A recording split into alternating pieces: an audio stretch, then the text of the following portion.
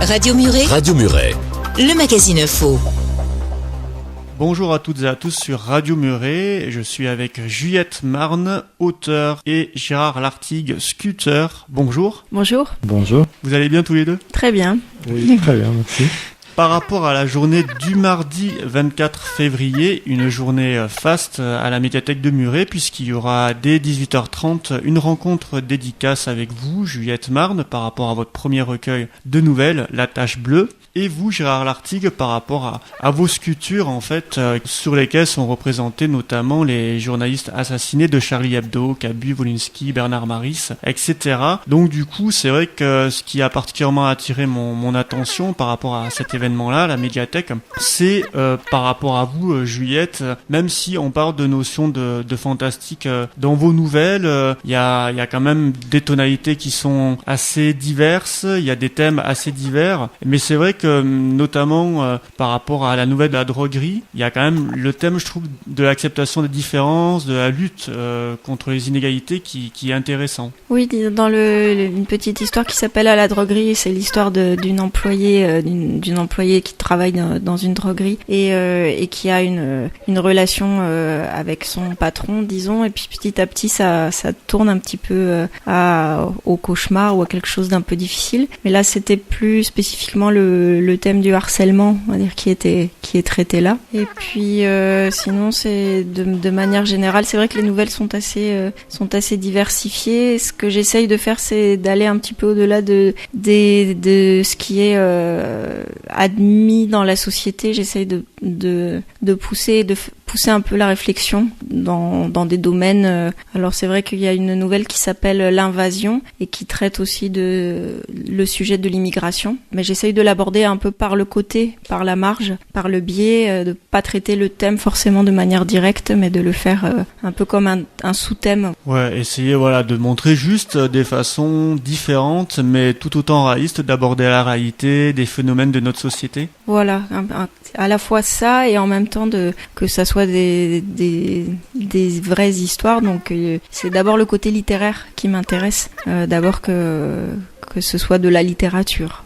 Voilà, et donc vous avez déjà d'autres projets à l'étude. On sait que c'est le premier recueil, mais disons, est-ce que déjà vous avez plein d'autres idées ? Oui, il y a beaucoup de projets qui sont en cours, évidemment en littérature, d'autres nouvelles plus longues et puis aussi peut-être un roman, mais pas avant quelques années, à mon avis, pour la publication. C'est vrai que souvent on est à l'aise au départ avec les nouvelles, les récits courts et brefs, mais intenses, et après, logiquement, en tant qu'auteur, on essaie de passer au roman, ça qui est peut-être un achèvement encore plus, on va dire, c'est un cliché, mais peut-être plus grand, plus mature. C'est schématique ce que je dis, mais souvent ça peut être le cas. Un roman, c'est un travail de plus longue haleine. Maintenant, des nouvelles, à mon avis, c'est une écriture qui est très différente. On peut écrire des romans et avoir beaucoup de mal à écrire des nouvelles, et à l'inverse, on peut être un très bon auteur de nouvelles et ne jamais passer au roman ou écrire de la poésie. Ou voilà, c'est des formes littéraires. Ce qui est important, c'est le travail de recherche dans l'écriture, je pense, quelle que soit la forme qu'on veut lui donner, sachant qu'évidemment un roman c'est beaucoup d'années de travail. Ouais, et donc vous justement, même dans la façon d'écrire, vous tentez d'être réaliste. Vous n'êtes pas dans les figures poétiques. Le but c'est essayer, même si vous avez des façons d'aborder les thèmes qui peuvent être diverses, en fait le style essaie d'être épuré au maximum. C'est vrai que j'essaye qu'il y ait vraiment uniquement le minimum ou le nécessaire, mais j'essaye aussi d'apporter un peu de poésie dans les textes. Et puis c'est assez compliqué d'en parler en fait. Chaque histoire dicte un petit peu ce qu'elle veut. Ouais. Vous essayez de laisser un maximum de liberté à partir du moment où vous avez un canevas, un récit qui naît comme ça. Après, c'est une écriture assez impulsive finalement. L'impulsion première arrive toute seule, et après l'histoire se construit au fur et à mesure, mais il faut qu'elle réponde à une nécessité. C'est-à-dire qu'on peut pas partir n'importe où, n'importe comment, ça fonctionne pas. En fonction de ce qu'on a mis au départ, il faut trouver vers où il faut aller pour que ça soit cohérent, pour que ça fonctionne, quoi. Voilà. C'est une espèce de chose qui se met à prendre petit à petit et qui finit par, à la fin, par se coaguler et par faire un ensemble cohérent. Et ça, c'est pas du tout évident de trouver le chemin. Ouais, comme une espèce d'alchimie à la fin d'ingrédients qui se mettent, qui prennent forme, qui se mettent ensemble. Ouais, d'accord. Donc on rappelle que c'est aux éditions Osas, donc 90 pages, donc un vrai recueil de nouvelles au niveau de la durée, seulement 8€. Voilà, on le dit aussi, donc ça reste très intéressant. Oui, les éditions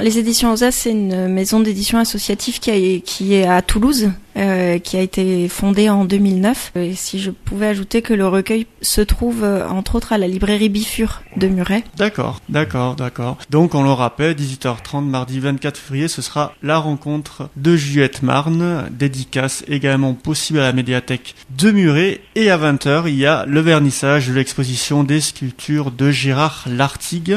On rappelle aussi que le mardi 10 mars il y aura une journée en fait où à 18h30 vous réaliserez en direct le buste de l'écrivain Maxime Vivas, et donc l'exposition elle durera jusqu'au 19 mars. Alors est-ce que vous pouvez donc justement nous présenter votre travail en quelques mots? Oui, c'est une exposition qui naît, c'est un travail en équipe, disons, donc c'est à la fois le côté littéraire, c'est pour ça que j'ai mis la série d'écrivains. Et de l'autre côté, il y a eu les événements qui sont incrustés dans cette organisation de l'exposition. Mais ça tombait directement dans nos intérêts parce qu'on a toujours traité de développer cette notion de liberté d'expression, et c'est pas un hasard que parmi les écrivains que j'expose, il y a Camus, il y a Salman Rushdie qui a été déjà dans une situation similaire, et donc grâce au soutien que la médiathèque nous a donné, et notamment avec l'appui de Madame Isabelle Bastide, et on a senti justement la liberté de aller le plus loin possible dans cette lutte pour une des valeurs essentielles dans tout art, c'est-à-dire dans la littérature, dans la sculpture, dans tous les arts. S'il n'y a pas cette notion d'une apparente légèreté, d'une apparente joie de vivre, que c'est ce qu'ont transmis ces gens qui ont été tués, alors il n'y aurait pas la possibilité de créer. Donc la littérature le sait très bien depuis le début, c'est la satire, l'ironie qui a permis de créer tout un monde parallèle où on peut exprimer plein de choses qui ne collent pas directement à la réalité mais qui nous laissent comprendre mieux la réalité.